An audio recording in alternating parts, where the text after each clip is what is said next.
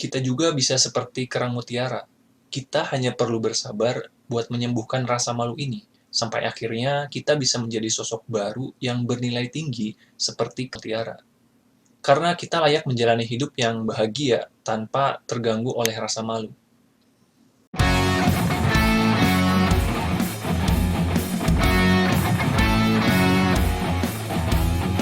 Halo teman-teman, ketemu lagi bersama saya, Yasir Fadilah. Selama beberapa tahun, saya sempat jadi orang yang pemalu. Ketemu orang baru, malu. Ketemu teman lama, malu. Ketemu orang banyak juga malu. Awalnya saya nggak ngerti kenapa bisa begitu. Kondisi seperti itu malah bikin saya kehilangan banyak kesempatan. Dari situ saya coba mencari tahu akar penyebabnya dan membedah struktur dari rasa malu yang saya alami. Ternyata malu yang saya rasakan itu ada sebab akibatnya. Kamu pernah ngerasa malu nggak? Iya, kayaknya hampir setiap orang pernah ngerasa malu. Malu karena sebab tertentu atau malu karena seseorang. Malu karena sebab tertentu bisa berasal dari trauma atau kejadian masa lalu yang masih membekas di ingatan. Sehingga ketika melakukan hal yang sama di masa kini, perasaan malu itu muncul lagi. Misalnya, malu saat presentasi di depan kelas, karena dulunya sempat nyobain, tapi malah ngeblank atau diketawain. Berarti udah mulai jelas ya, kalau rasa malu itu ada penyebabnya. Selain karena dua hal tadi, bisa aja ada penyebab lain yang bikin kita ngerasa malu. Kita hanya perlu mencari tahu penyebabnya. Penyebab-penyebab ini mesti kita atasi, karena efeknya bikin kita nggak maju-maju.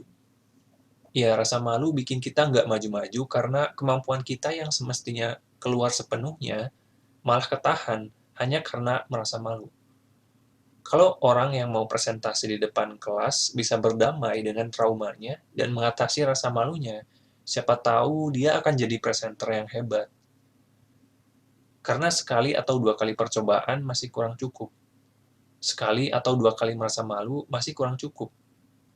Asalkan bisa menahan rasa malu itu, maka kita akan semakin kebal dengannya. Seperti kerang mutiara yang merasa sakit ketika kemasukan benda-benda asing dari luar cangkangnya. Tapi, karena kerang itu menahan, lama-kelamaan menjadi kebal, dan benda-benda asing itu bisa ia ubah menjadi butiran mutiara, karena bantuan zat tertentu yang ia hasilkan juga. Kita juga bisa seperti kerang mutiara. Kita hanya perlu bersabar buat menyembuhkan rasa malu ini, sampai akhirnya kita bisa menjadi sosok baru yang bernilai tinggi seperti mutiara. Karena kita layak menjalani hidup yang bahagia tanpa terganggu oleh rasa malu. Ada beberapa tips sederhana yang bisa kamu terapkan buat mengatasi rasa malu. Ini bisa dipakai ketika kamu ngerasa malu saat mau melakukan sesuatu, atau saat mau ketemu orang tertentu. Yang pertama, ubah pertanyaan yang ada di pikiranmu dari yang awalnya, gimana kalau nanti saya malu dan diketawain? Ganti menjadi, gimana kalau nanti saya berani, pede, dan orang-orang suka dengan penampilan saya? Yang kedua, bayangkan atau visualisasikan diri kamu berada di situasi yang mau kamu hadapi. Bayangkan kamu berada di situasi itu dengan nyaman, pede, tanpa ada hambatan. Terus ulangi sampai visualisasi itu berwarna terang, nyata, dan seolah udah terjadi. Yang ketiga, lakukan. Datangi situasi itu. Rasakan apa yang kamu rasakan. Lalu evaluasi hasilnya. Semoga 3 tips sederhana tadi bisa bantu kamu terbebas dari rasa malu. Minimal, kamu bisa tetap maju meskipun kamu masih ngerasa malu sedikit-sedikit. Gak apa-apa. Coba terus sampai rasa malu itu benar-benar hilang. Bahkan sampai kamu lupa gimana caranya malu. Tapi kita juga tetap harus punya rasa malu ya. Maksudnya malu yang wajar.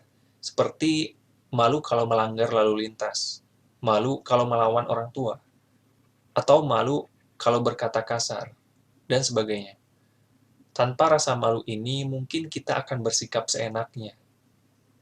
Nah, udah saatnya kita lebih berani, pede, dan bebas dari rasa malu yang menghambat dan merugikan diri kita.